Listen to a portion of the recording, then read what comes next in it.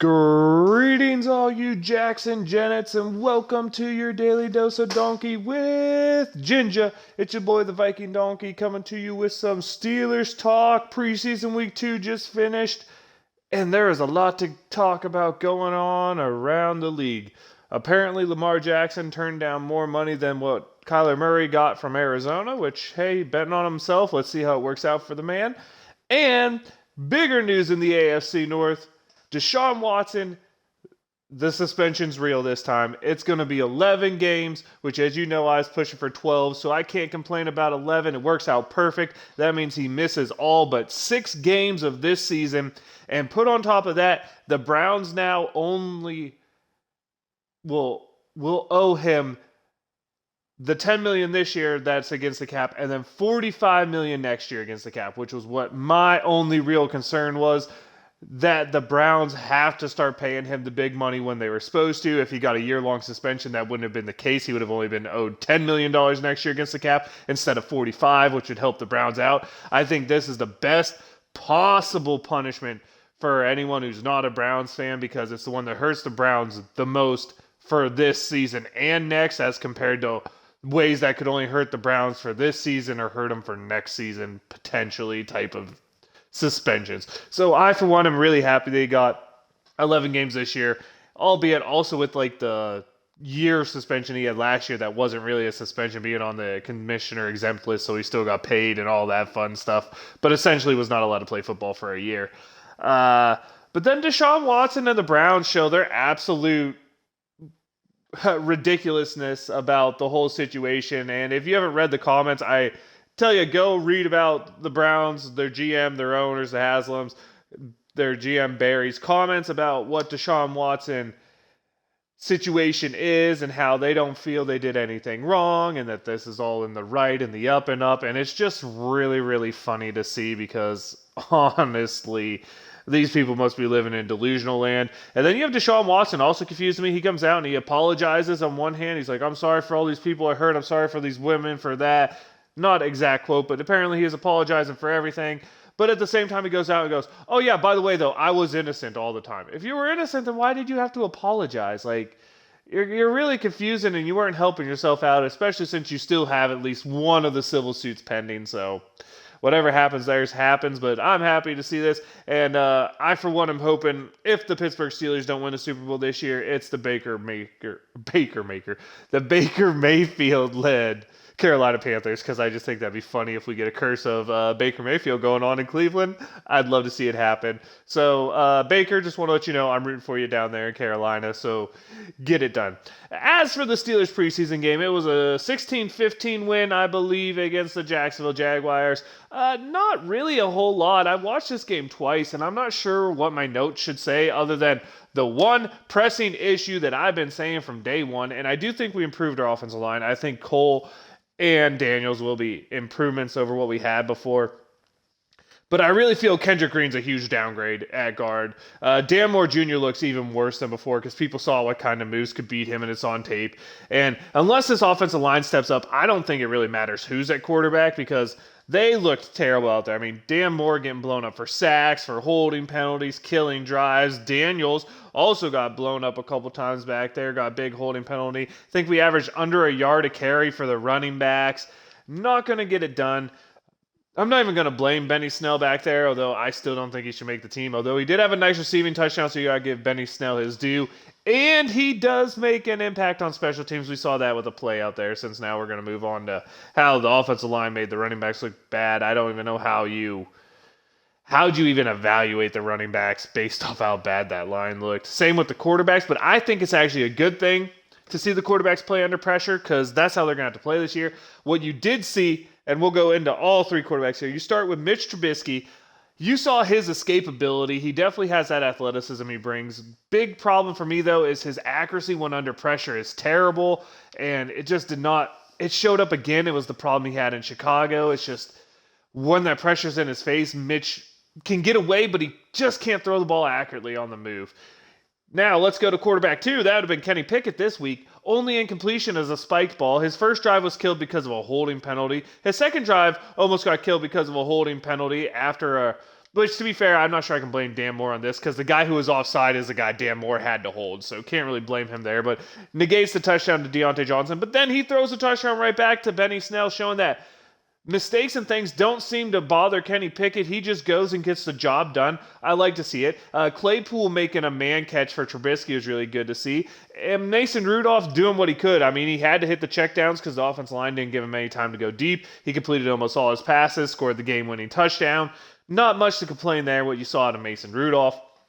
If you were to ask me to put the quarterbacks in order right now, I'm not sure I see much of a difference between Rudolph and Trubisky. Two different types of quarterbacks. I think Rudolph right now looks like the better passer, but Trubisky looks like the better athlete, which might be a huge asset in this thing.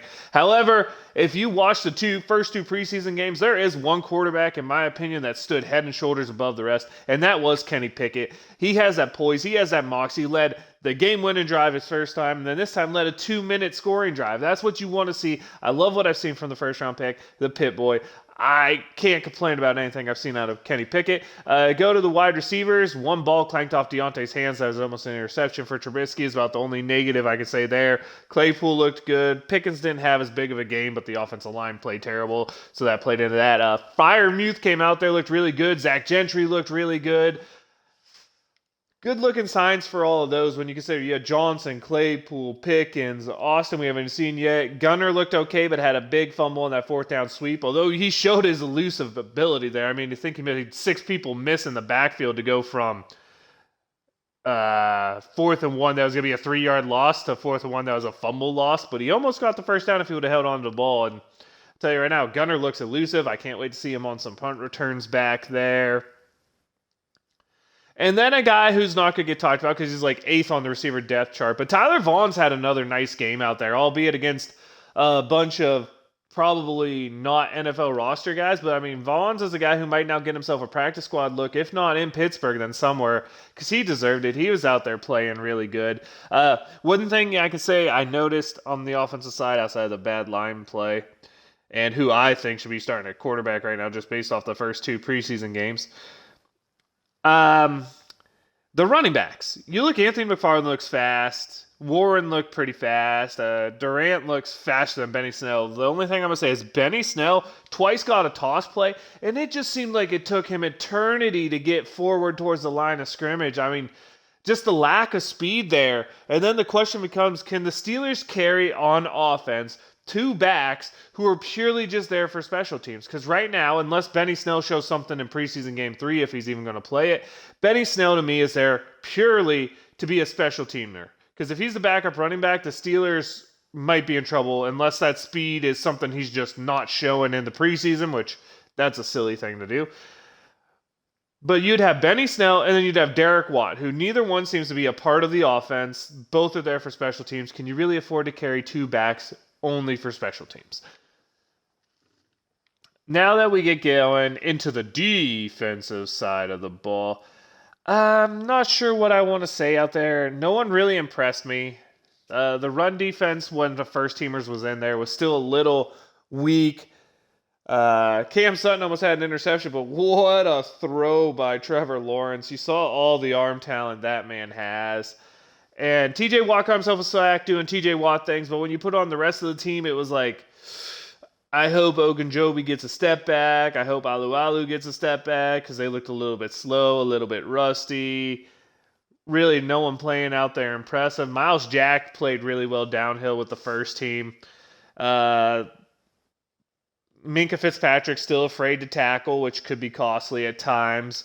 I thought DeMonte Kazi and Terrell Edmonds played really good. Then with Miles Jacks and TJ Watt were about the only guys I thought were standouts. Everybody else I thought was okay. No one played terrible. No one played great on the first team.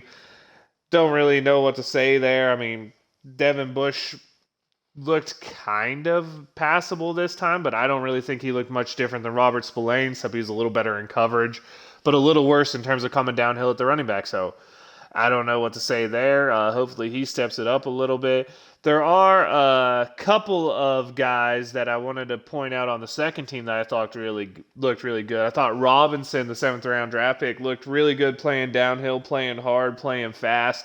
I was pretty impressed by what he brought to the table in this game after being really upset about it the first game that none of the backup linebackers seemed to step up, but he looked really good down there. DeMarvin Leal looked okay playing on the field, and Justin Lang got an interception, which was nice to see him finally do something in the secondary, because I had loved him to take the position from he who shall not be named as the cornerback, but I don't know who they're going to keep there.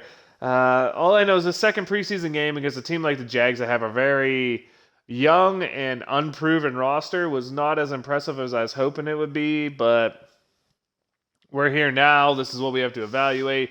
Hopefully this team steps it up. Hopefully when we get Highsmith and Hayward back, the defense looks better. Hopefully this offensive line starts gelling and working well together, because right now it's struggling. Hopefully all three quarterbacks can keep the slates clean, which is what they've been doing, which will be a huge part to this season, is if the quarterbacks can keep clean slates out there. Love to see improvement from the running game, more like preseason week 1 than preseason week 2. Not really sure who to talk about outside of that. That's what I saw from this game. I mean, it was a 16-15 game. It was very blah. When you have a game like that, obviously no one's really playing great. No one's really playing bad. Normally you can say maybe the defense played great, but I'm not even sure that was the case.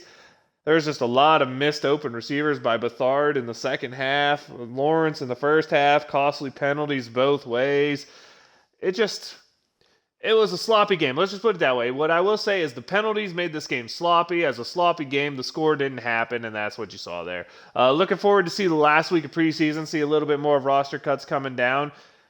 Probably next week break down what I see the roster going to be as of now. My updated one. And then after the last preseason, we'll do our regular season look to see, because we'll know what all teams are looking at, who's healthy, who's not. And we'll do our pre-season, I guess, record prediction, our most recent before the year starts, and that should be fun.